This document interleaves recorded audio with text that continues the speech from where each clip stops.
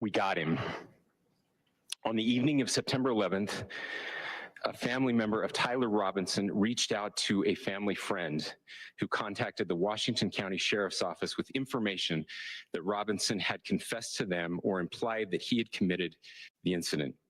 This information was relayed to the Utah County Sheriff's Office and scene investigators at Utah Valley University. This information was also conveyed to the FBI.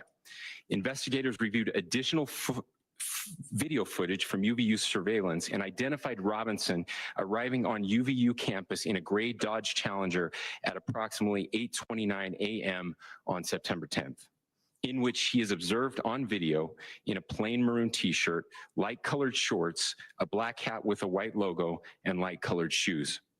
When encountered in person by investigators in Washington County on September 12th, in the early morning hours, Robinson was observed in consistent clothing with those surveillance images. Investigators interviewed a family member of Robinson who stated that Robinson had become more political in recent years. The family member referenced a recent incident in which Robinson came to dinner prior to September 10th, and in the conversation with another family member, Robinson mentioned Charlie Kirk was coming to UVU. They talked about why they didn't like him and the viewpoints that he had. The family member also stated Kirk was full of hate and spreading hate. The family member also confirmed Robinson had a gray Dodge Challenger. Investigators identified an individual as the roommate of Robinson. Investigators interviewed that roommate, who stated that his roommate, referring to Robinson, made a joke on Discord. Investigators asked if he would show them the messages on Discord. He opened it and showed several messages to investigators and allowed investigators to take photos of the screen as each message was shown by Robinson's roommate. These photos consisted of various messages, including content of messages between the phone contact named Tyler with an emoji icon and Robinson's roommate's device. The content of these messages included messages affiliated with the contact Tyler, stating a need to retrieve a rifle from a drop point, leaving the rifle in a bush, messages related to visually watching the area where a rifle was left, and a message referring to having left the rifle wrapped in a towel. The messages also refer to engraving bullets and a mention of a scope and the rifle being unique.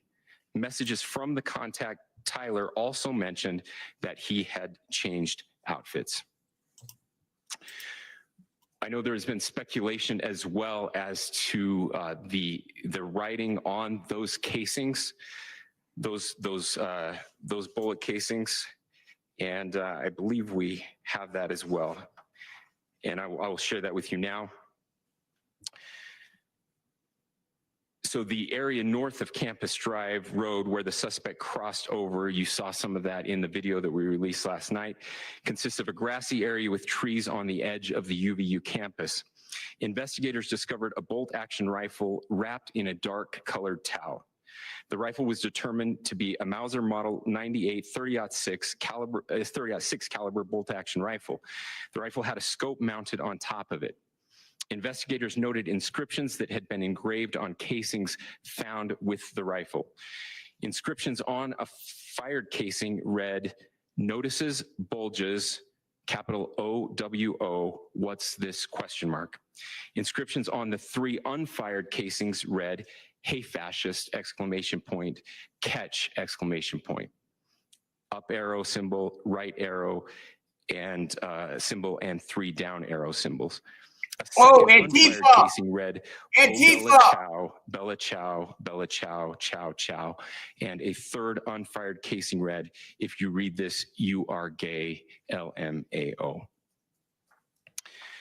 It's Antifa! We are indebted to law enforcement across the state who's worked seamlessly together, local law enforcement, state law enforcement, and our federal partners with the Federal Bureau of Investigation.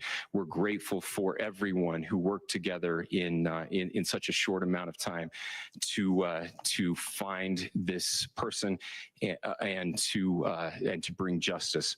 I want to thank the public who has been so engaged, reviewing videos, helping us with sending in tips, and helping us get to this point.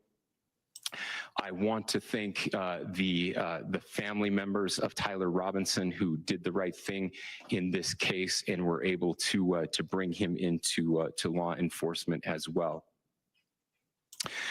I especially want to thank the family of Charlie Kirk, Erica, Charlie's parents, his children. I want us to be thinking of them as we bring justice in this case. They will be involved in that justice. We will be working very closely with them as we move through this process as well. This is a very sad day for, again, for our country, a terrible day for the state of Utah, but I'm grateful that at this moment we have an opportunity to bring closure to this very dark chapter in our nation's history.